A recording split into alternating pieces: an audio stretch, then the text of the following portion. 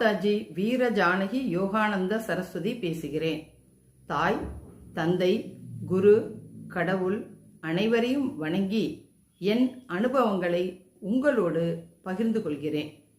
ரேக்கி என்றால் என்ன, எனக்கு எப்படி கிடைத்தது என்று சென்ற எபிசோடில் பார்த்தோம்.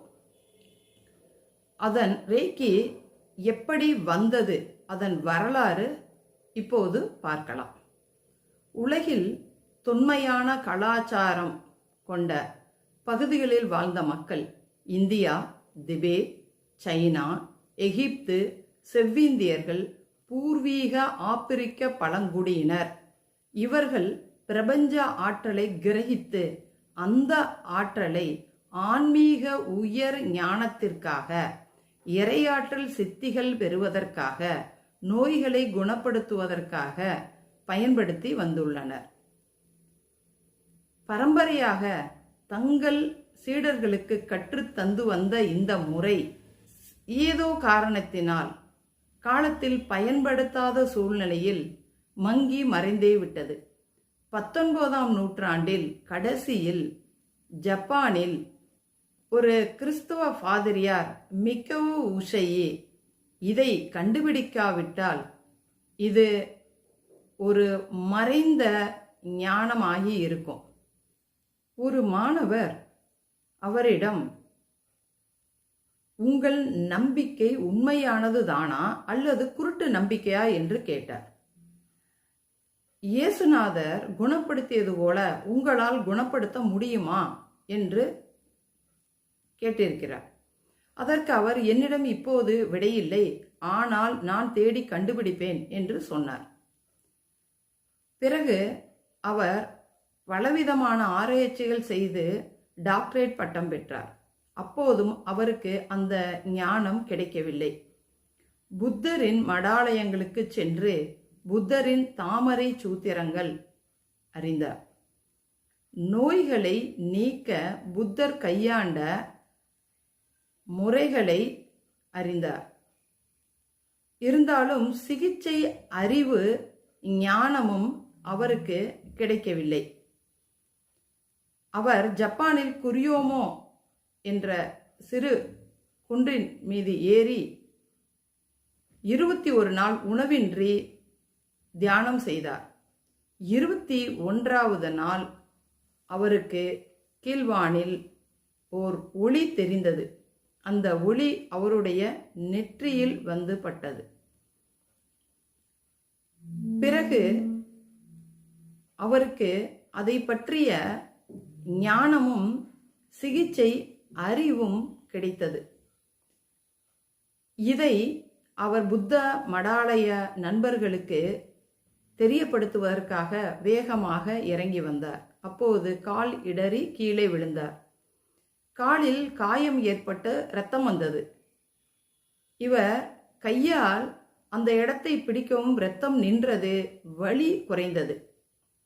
இவருக்கு வியப்பாக இருந்தது. இவர் வரும் வழியில் ஒரு விடுதியில் விடுதிக்காரர் பெண் பல்வலி தொட்டது குணமானது. இவருக்கு சந்தோஷமாக இருந்தது. அடுத்து புத்த மடாலயத்தில் நண்பருடன் பேசும்போது, அவர் முட்டியை தொட்டு பேசும்போது அவருடைய முட்டி வலி குணமானது. இதை அவர் மற்றவர்களுக்கு கொடுத்து வாழ்க்கையை உயர்த்த வேண்டும் என்று நினைத்து டோக்கியோ நகரில் பிச்சைக்காரர்களுக்கு ரேக்கி கொடுத்து குணப்படுத்தி இருக்கிறார்.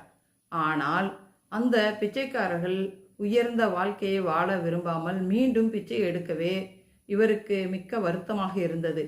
இவர் நோய்களை குணப்படுத்துவதற்காக மட்டுமல்லாமல் வாழ்க்கையில் உயர் நிலையை பெறுவதற்காக 5 நீதிகளை உருவாக்கினார்.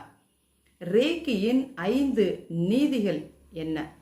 ரேக்கியின் 5 நீதிகள்: இன்றேனும் நான் நன்றி உணர்வுடன் இருப்பேன், இன்றேனும் நான் கோவப்பட மாட்டேன், இன்றேனும் நான் கவலைப்பட மாட்டேன், இன்றேனும் நான் நேர்மையுடன் உழைப்பேன், இன்றேனும் நான் எல்லா உயிரிடமும் அன்பும் மரியாதையும் செலுத்துவேன். இந்த ரேக்கி சிகிச்சையை கேட்டால் மட்டுமே கொடுக்க வேண்டும். ரேக்கிக்கு சரியான எதிர்பலன் பெற வேண்டும்.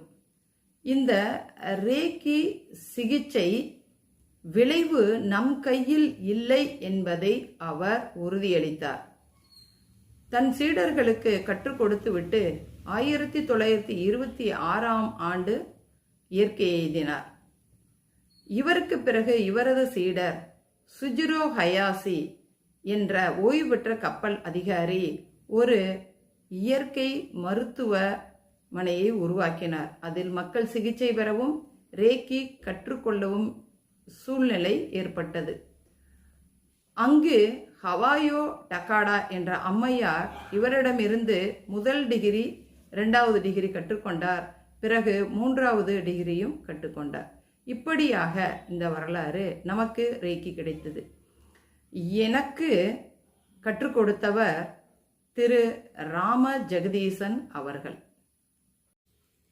இன்னும் இதுபோன்ற பல என் வாழ்க்கையில் நடந்த நிகழ்வுகளை உங்களோடு பகிர்ந்து கொள்கிறேன்.